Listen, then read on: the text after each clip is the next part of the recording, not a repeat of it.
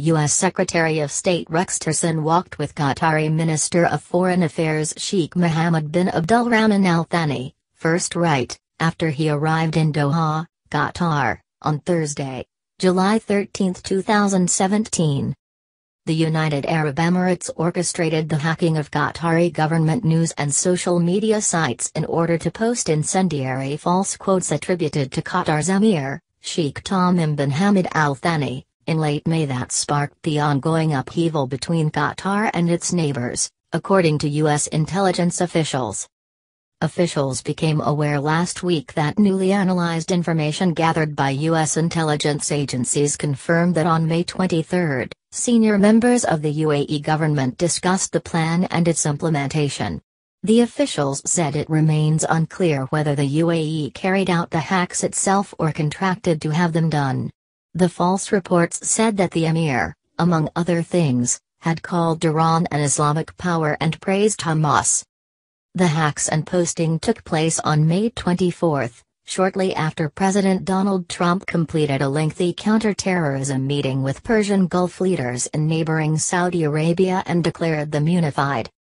Citing the emir's reported comments, the Saudis, the UAE, Bahrain and Egypt immediately banned all Qatari media. They then broke relations with Qatar and declared a trade and diplomatic boycott, sending the region into a political and diplomatic tailspin that Secretary of State Rex Tillerson has warned could undermine U.S. counterterrorism efforts against the Islamic State. In a statement released in Washington by its ambassador, Yousaf Al-Otaiba, the UAE said the Post story was false. The UAE had no role whatsoever in the alleged hacking described in the article, the statement said. What is true is Qatar's behavior. Funding, supporting, and enabling extremists from the Taliban to Hamas and Gaddafi. Inciting violence, encouraging radicalization, and undermining the stability of its neighbors.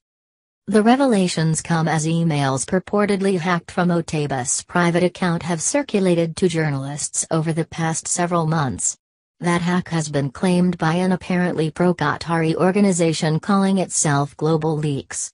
Many of the emails highlight the UAE's determination over the years to rally Washington, D.C., thinkers and policymakers to its side on the issues at the center of its dispute with Qatar. All of the Persian Gulf nations are members of the U.S.-led counter-Islamic State coalition. More than 10,000 U.S. troops are based at Qatar's Al Udeid Air Base, the U.S. Central Command's regional headquarters, and Bahrain is the home of the U.S. Navy's Fifth Fleet. All are purchasers of U.S. defense equipment and tied to American foreign policy priorities in numerous ways. The conflict has also exposed sharp differences between Trump, who has clearly taken the Saudi and UAE side in a series of tweets and statements, and Tillerson, who has urged compromise and spent most of last week in so far unsuccessful shuttle diplomacy among the regional capitals. We don't expect any near-term resolution, Tillerson Darcy Hammond said Saturday. He said the secretary had left behind proposals with the Saudi bloc and with Qatar, including a common set of principles that all countries can agree to so that we start from a common place. Qatar has repeatedly charged that its sites were hacked, but it has not yet released the results of its own investigation.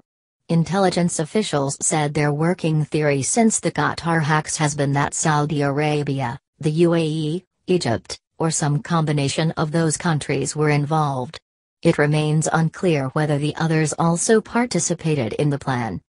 U.S. intelligence and other officials spoke on the condition of anonymity to discuss the sensitive matter. The Office of the Director of National Intelligence declined to comment, as did the CIA. The FBI, which Qatar has said was helping in its investigation, also declined to comment. A spokesman for the Qatari embassy in Washington responded by drawing attention to a statement by that government's Attorney General, Ali bin Fattah al-Mari, who said late last month that Qatar has evidence that certain iPhones originating from countries laying siege to Qatar were used in the hack. Hammond said he did not know of the newly analyzed U.S. intelligence on the UAE or whether Tillerson was aware of it. The hacking incident reopened a bitter feud among the Gulf monarchies that has simmered for years. It last erupted in 2013, when Saudi Arabia, the UAE and Bahrain accused Qatar of providing safe haven for their political dissidents and supporting the Pan-Arab Muslim Brotherhood, funding terrorists, including U.S.-designated terrorist groups such as Hamas and Hezbollah, and using its state-funded media outlets to destabilize its neighbors.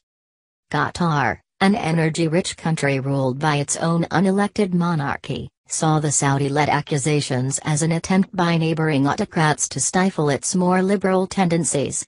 Separately, the United States warned Qatar to keep a tighter rein on wealthy individuals there who surreptitiously funded Islamist terror groups, a charge that Washington has also made in the past against the Saudis and other Gulf countries. While Qatar promised some steps in response to the charges in a 2014 agreement with the others, it took little action.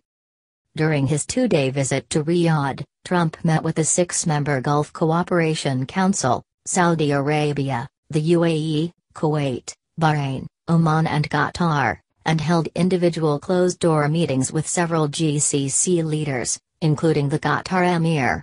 The day before his departure on the morning of May 22, Trump delivered a speech, focused on the need for religious tolerance and unity against terrorism, to more than 50 Muslim leaders gathered from around the world for the occasion. But he devoted most of his attention to Saudi King Salman, praising as a wise leader the man who controls his country's vast oil reserves. In what the administration hailed as a high point of the visit, the Saudis agreed to purchase $110 billion in U.S. arms and signed letters of intent to invest hundreds of billions in deals with U.S. companies. He had told the Saudis in advance, Trump said in an interview Wednesday with the Christian Broadcasting Network, that the agreements and purchases were a prerequisite for his presence. "I said, you have to do that, otherwise I'm not going," Trump recounted.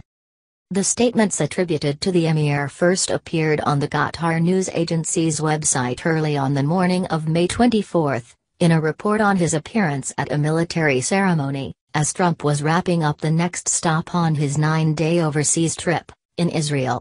According to the Qatari government, alerts were sent out within 45 minutes saying the information was false. Later that morning, the same false information appeared on a ticker at the bottom of a video of the emir's appearance that was posted on Qatar news agency's YouTube channel. Similar material appeared on government Twitter feeds. The reports were repeatedly broadcast in Saudi Arabian government outlets, continuing even after the Qatari alert said it was false. The UAE shut down all broadcasts of Qatari media inside its borders, including the Qatari-funded Al Jazeera satellite network, the most watched in the Arab world. The first week in June, the Saudi-led countries severed relations, ordered all Qatari nationals inside their countries to leave, and closed their borders to all land, air and sea traffic with Qatar, a peninsular nation in the Persian Gulf whose only land connection is with Saudi Arabia. In addition to charges of supporting terrorism and promoting instability inside their countries, they accused Qatar of being too close to Iran, Saudi Arabia's main rival for regional power and, according to the United States, the world's foremost supporter of global terrorism. Iran conducts robust trade with most of the Gulf, including the UAE, and shares the world's largest natural gas field with Qatar. The day after the boycott was announced, Trump indirectly took credit for it. "So good to see the Saudi Arabia visit with King and 50 countries already paying off," he tweeted. They said they would take a hard line on funding extremism, and all reference was pointing to Qatar. At the same time, Tillerson and Defense Secretary Jim Mattis called for negotiations and a quick resolution of the dispute. When the Saudi-led group released a list of 13 non-negotiable demands of Qatar, including shutting down Al Jazeera and expelling a number of people deemed terrorists, the State Department suggested that they were unreasonable and that the terrorism funding issue was a smokescreen for long-standing regional grievances that should be resolved through mediation and negotiation. Qatar rejected the demands. Tillerson appeared to agree that they were draconian. But when he called for the boycott to be eased, saying it was causing both security and humanitarian hardship, Trump said the measure was harsh but necessary. The one concrete result of Tillerson's stops in the region last week was a new bilateral agreement signed with Qatar on stopping terrorism financing, the only one of the Gulf countries that had responded to an invitation to do so, Hammond said. Speaking to reporters on his plane flying back to Washington on Friday, Tillerson said the trip was useful first to listen and get a sense of how serious the situation is, how emotional some of these issues are. He said that he had left proposals with both sides that suggested some ways that we might move this forward. All of the countries involved, Tillerson said, are really important to us from a national security standpoint. We need this part of the world to be stable, and this particular conflict between these parties is obviously not helpful. Asked about Trump's tweets and other comments, he noted that being Secretary of State is a lot different than being CEO of Exxon, his previous job, because I was the ultimate decision-maker. He knew what to expect from long-standing colleagues, he said, and decision-making was disciplined and highly structured. Those are not the characteristics of the United States government. And I don't say that as a criticism, it's just an observation of fact, Tillerson said. While neither he nor the president came from the political world, he said, his old job put him in contact with the rest of the world and that engagement is actually very easy for me. For his part, Trump agreed in the Christian Broadcasting Network interview that he and Tillerson had a little bit of a difference, only in terms of tone over the Gulf conflict. Qatar, Trump said, is now a little bit on the outs, but I think they're being brought back in. Asked about the U.S. military base in Qatar, Trump said he was not concerned. We'll be all right, he said. Look, if we ever have to leave the base, we would have 10 countries willing to build us another one, believe me. And they'll pay for it.